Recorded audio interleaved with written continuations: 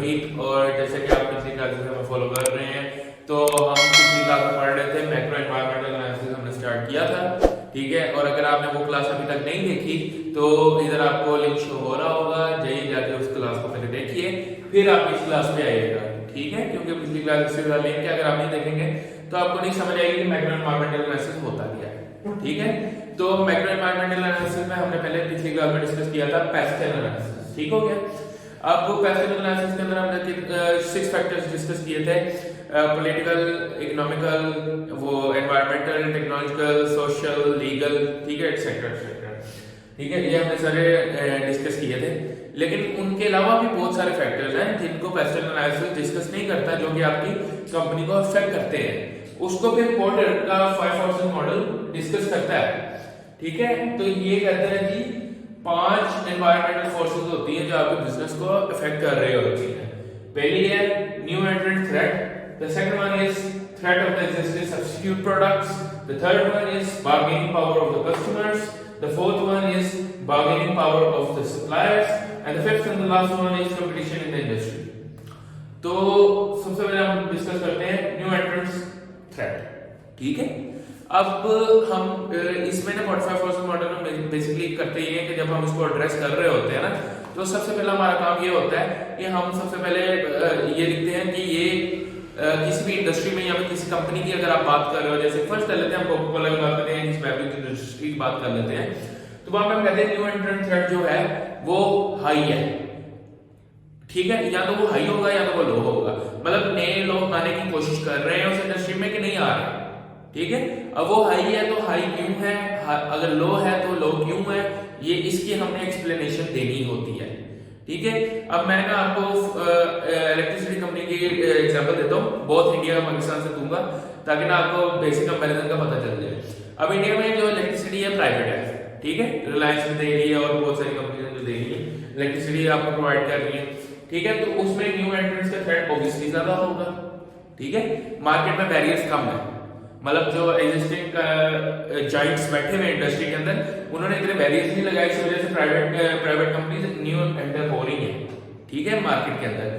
और दूसरी बात ये उनका प्रोडक्ट जो है वो भी इतना को मतलब वो नहीं है कि स्पेसिफिक यूनिक प्रोडक्ट नहीं है कि मतलब कोई कॉपी नहीं कर सकता, ठीक है। तो इस वजह से भी न्यू एंट्रेंट्स आना बहुत ईजी है।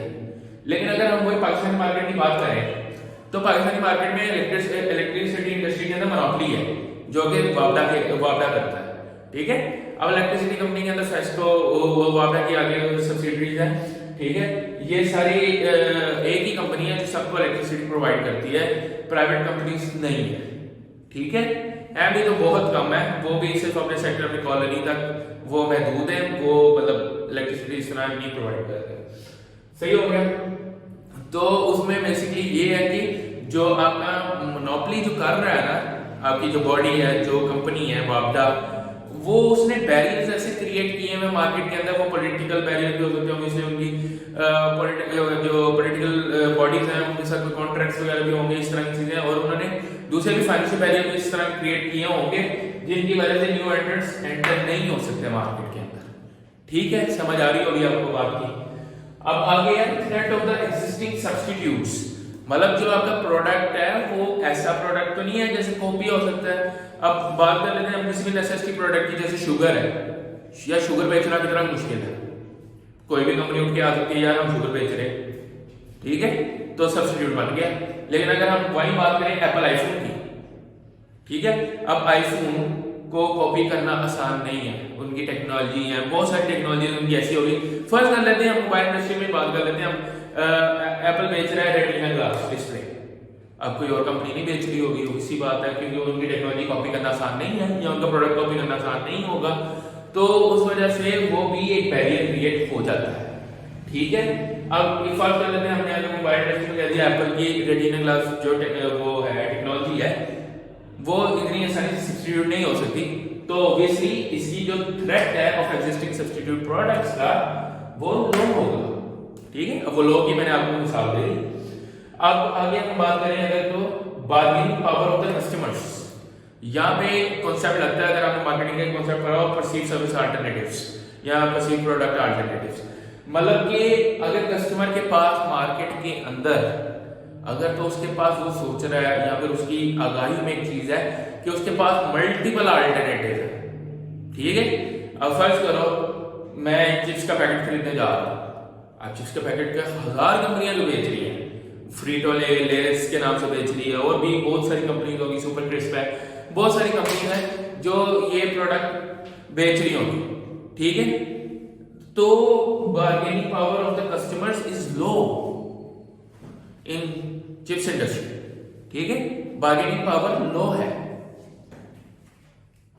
अब यही अगर हम बात करें कोई भी प्रोडक्ट की जो एक ही कंपनी बेच रही है, जैसे फिर मैं इलेक्ट्रिसिटी की एग्जांपल ले लेता हूं, तो अगर मैं फिर इलेक्ट्रिसिटी कंपनी की अगर एग्जांपल ले लूं तो वहां पे कस्टमर्स के पास चॉइसेस नहीं है, या तो वो वापस से वो इलेक्ट्रिसिटी का कॉन्ट्रैक्ट करेंगे या वो बगैर इलेक्ट्रिसिटी के बैठेंगे, they don't have any other choice at all, ठीक हो गया।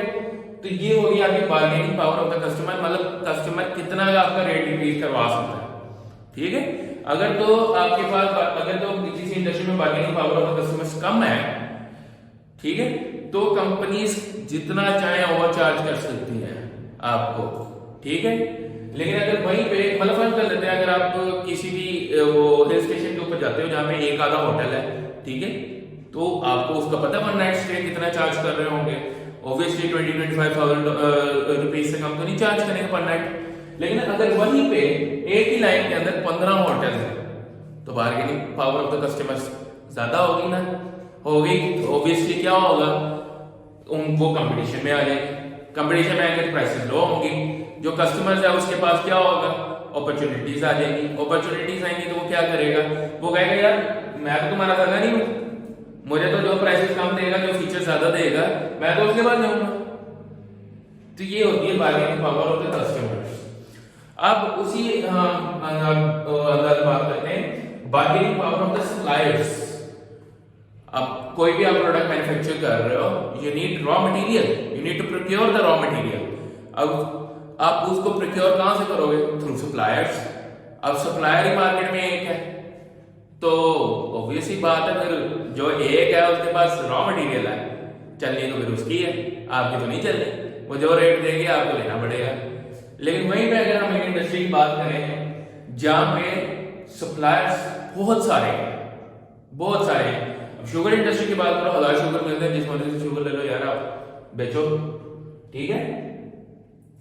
तो बार्गेनिंग पावर ऑफ सप्लायर जो है ये भी मैटर करती है आपकी कंपनी का, जब आप कॉस्ट स्ट्रक्चर बनाते हो उसकी कॉस्ट को अफेक्ट करती है, ठीक है, उसने जो प्राइस आगे कोट करनी है उसको अफेक्ट करती है, आपके सेल्स वॉल्यूम को अफेक्ट करती है, हर चीज को अफेक्ट करती है, ठीक है। आपको कंपटीशन ऑफ द इंडस्ट्री, ये हमारा लास्ट पॉइंट है। अब आपकी जो इंडस्ट्री है उसमें कंपटीशन कैसा है।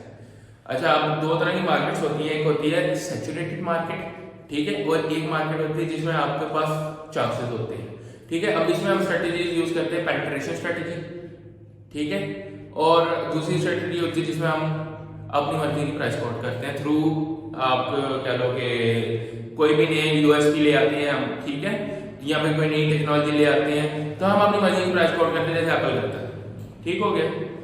अब अगर पेनिट्रेशन स्ट्रेटेजी की हम बात करें तो पेनिट्रेशन स्ट्रेटेजी हम करते हैं सैचुरेटेड मार्केट के अंदर, क्योंकि सैचुरेटेड मार्केट ऐसी मार्केट को हम कहते हैं जिसमें आगे इतना कंपटीशन है, इतना कंपटीशन है कि नया बंदा आएगा तो वो एक दिन से ज्यादा सरवाइव कर ही नहीं सकता, और या फिर वो प्रोडक्ट की प्राइस इतनी कम, मतलब फर्ज करो यार नया वेंचर हम शुरू करते हैं, मैं शुरू करता हूँ, आप शुरू करते हो, तो आपके पास जो मार्केट के ऑलरेडी जायंट्स हैं उनसे ज्यादा रिसोर्सेज तो नहीं है, ऑब्वियस ही बात है ना, आपके पास उनसे ज्यादा रिसोर्सेज नहीं है, तो आपको कंपटीशन में उनसे कम प्राइस रखनी पड़ेगी, उनसे कम प्राइस रखोगे तो यार वो 25 साल से कमा रहे हैं, मेरी बात सुनो, अगर वो 2-4 दिन नहीं कमाएंगे उनका कुछ नहीं जाएगा, ठीक है, वो प्राइसेस और लो कर लेंगे, जब आप आओगे ना मार्केट के अंदर तो वो प्राइसेस और लो कर लेंगे, वो 2-4 दिन नहीं कमाएगा उनका कुछ नहीं जाएगा, लेकिन 2-4 दिन आप नहीं कमाओगे तो आपका बिजनेस बंद हो जाएगा,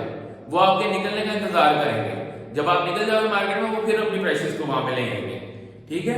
तो ये होता है कंपटीशन इन द इंडस्ट्री, जब कंपटीशन बहुत ज्यादा हो तो मार्केट शेयर जो एग्जिस्टिंग मार्केट शेयर, ऑब्वियसली बात है कि मार्केट शेयर जो है वो एग्जिस्टिंग ही है, ना उससे ज्यादा ना उससे कम है। अब वो मार्केट शेयर सब में डिवाइड होना है, उसका एक एक पोर्शन, सब जितने भी वो सेलर्स बैठे हैं सबके पास मार्केट शेयर का पोर्शन जाएगा। अब वो पोर्शंस के लिए इतनी फाइट होती है कि आपकी सोच है कि उसकी प्राइसेस पे क्या असर करता है। ठीक है, तो ये था हमारा क्वार्टर 5 फोर्सेस मॉडल। ठीक है, इसमें हमने माइक्रो एनवायरमेंटल एनालिसिस में स्वॉट एनालिसिस मैंने आपको पढ़ाया था। ठीक है, अब इसी पे हम आगे माइक्रो एनवायरमेंटल एनालिसिस में हम आगे उसकी बात करेंगे, वरीओ एनालिसिस, VRIO एनालिसिस। ठीक है, उसको भी हम डिटेल में डिस्कस करेंगे इंशाल्लाह नेक्स्ट वीडियो के अंदर होपफुली। तो आज के लिए इतना ही, अपना ख्याल क्लियर रखें और हमारी वीडियो को लाइक करें, हमारे चैनल को सब्सक्राइब करें और नोटिफिकेशन बटन को ऑल पे कर लें ताकि आपको हर आने वाली वीडियो के बारे में पता लग सके। Thank you.